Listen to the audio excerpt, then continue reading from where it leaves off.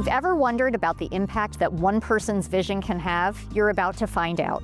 We're here at Hawk Mountain in Kempton, Pennsylvania, a raptor conservation center that has made a worldwide impact. So come on in while we take a look. I'm Nancy Bischoff with Better Homes and Gardens Real Estate Valley Partners, your host today on American Dream TV.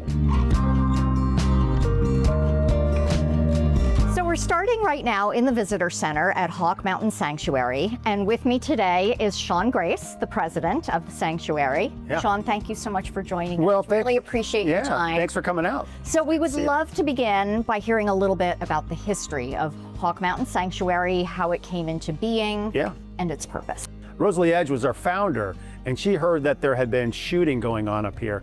And behind us, we see a picture of some of the carnage. And back in the day, raptors were considered vermin and competitors with hunters. So raptors were shot, and sometimes in the hundreds every weekend. Rosalie found out about it, she purchased the property, and she stopped the shooting in 1934. And Maurice Brune and his wife Irma, they were newlyweds, they came up here, and they started policing the place to keep people out. But Maurice was this really detailed guy, so he started taking counts of all the raptors. And today, we study 16 species of raptor that migrate along the Kittatinny Ridge, which extends 185 miles across Pennsylvania, and we've been doing that since 1934. And so we have a 4-month data set from August right through to December, and we count all those, and it's been very important for raptor conservation work. But it's also just a great place to come out and hike. We have 8 miles of trails, and it ties right into the Appalachian Trail. And so I understand that the conservation work that you do here not only impacts our local region, but it also actually extends worldwide, and you work with other conservation groups around the globe? Yeah, so in the 1980s, Hawk Mountain started a global trainee program. They come here, they arrive, they get a monthly stipend, and now we've had trainees, 532, from 76 countries around the globe, many of whom go back to study certain species of raptor, and they become the experts in that, or they found their own migration hotspots. So Sean, one of the most remarkable features here at Hawk Mountain Sanctuary is this beautiful amphitheater, and it's really one of the most beautiful locations I've seen. Can you tell us a little bit about it? Yeah, I mean, I would tell you that I think that this is Hawk Mountain's church. It's really sort of a sacred spot. This is the place where we do lots and lots of education. So can you imagine that if you were a school child and you're here on these benches and someone's up here and they have a live raptor on the arm, and they can learn all the cool things you'd ever want to know about an American kestrel, or a barn owl, or a red-tailed hawk. And that's where we put on a lot of these education programs.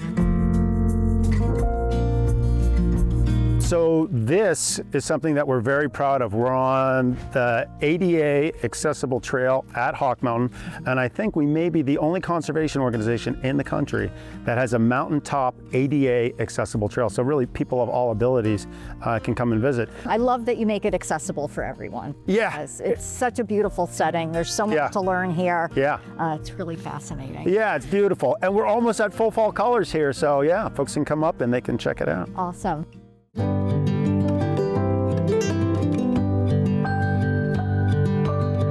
We've made our way down to the South Lookout now, and as you can see, the views are unbelievable.